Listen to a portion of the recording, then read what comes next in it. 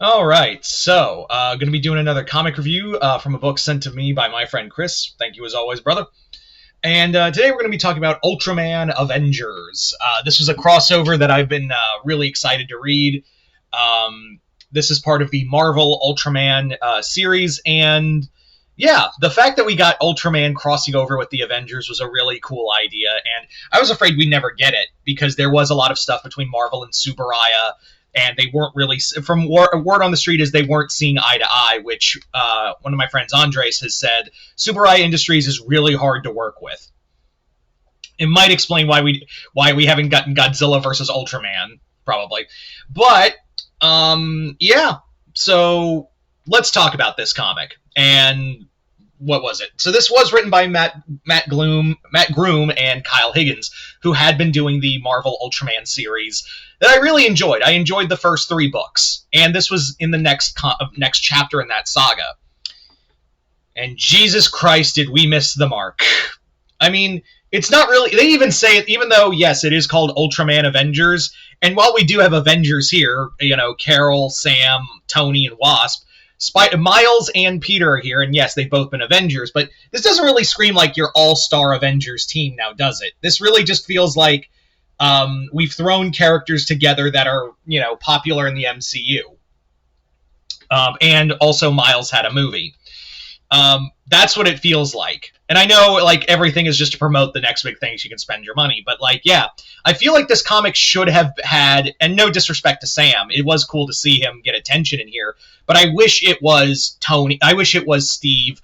I wish, it was cool to see Tony in here, even though he does nothing, really. And, yeah, Carol's fine, but, like, there's so many other characters, like, again, Vision, Hulk, all of that. We could have gotten all that. And it's so weird that Marvel can't get these crossovers right.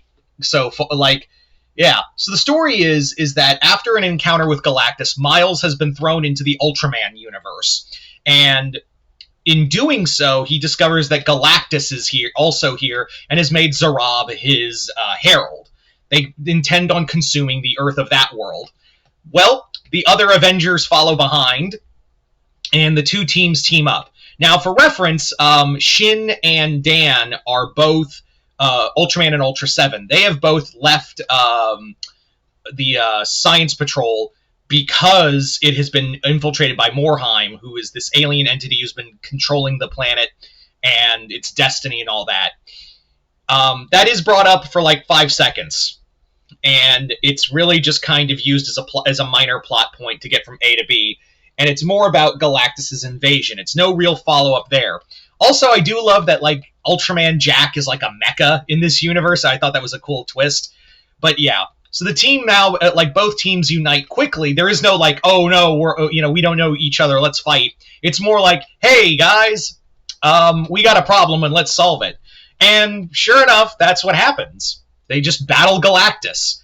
And there are things I like in here. Like, there are some solid writing moments, like when Sam says, I'm always honored to have Peter, you here, Peter, with my, fighting alongside you and Miles. And I was like, I feel like that's Kyle's little dig at, like, how Marvel treats Spider-Man, Peter Parker in general. So I like that. I also like there's a great moment where, like, Peter references the Toei Spider-Man, because he did meet him in the Spider-Verse event. It also explains, like, one of my biggest peeves with alternate universe crossover comics is that, why did you pick this universe? Like, why did this thing send you to this universe? So when Miles gets thrown into this reality, there's literally a moment where they stop and explain why he went from the Marvel universe to the Ultraman universe, of all places. Because when he encountered Galactus, basically when Galactus teleported to the other universe, the energy that Miles is covered in, because he has done a lot of Spider-Verse stuff, so that multiversal energy is connected to him, piggybacked with Galactus, and that's how he spat up there. Is that really stupid? Kinda, but these are comics. And also, like, it gives a viable reason of, like, okay, why did Miles, of all places, ended up here?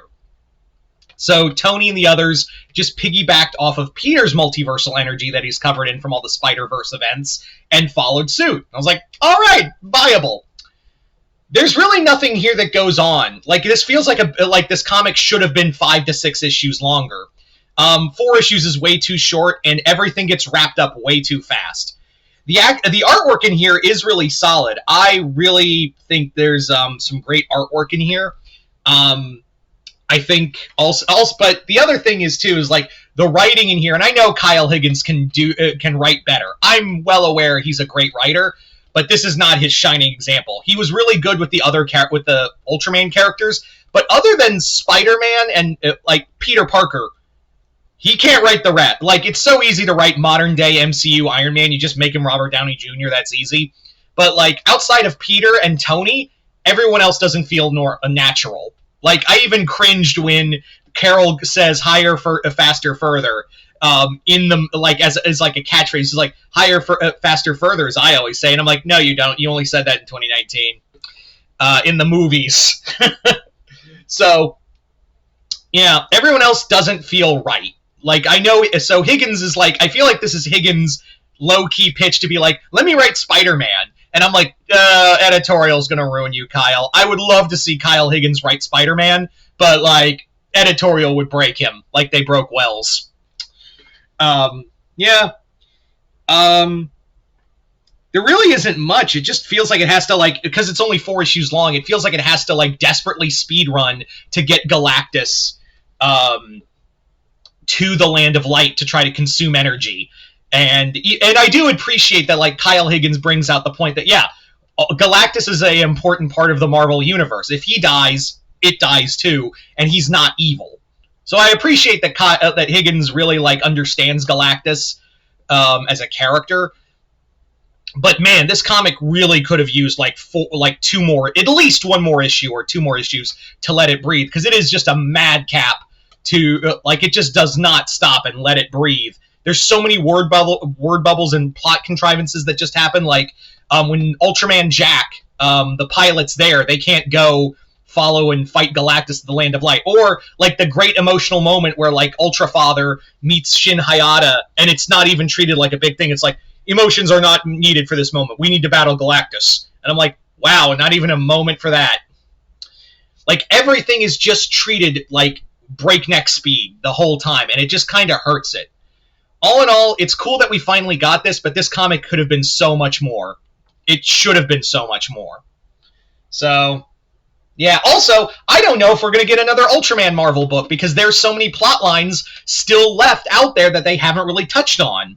So, yeah, they're like, I don't know. I haven't heard Higgins doing another Ultraman book, and who knows? Maybe Subaraya got pissed at him and wanted out. But yeah, we'll see. Other than that, this is kind of eh.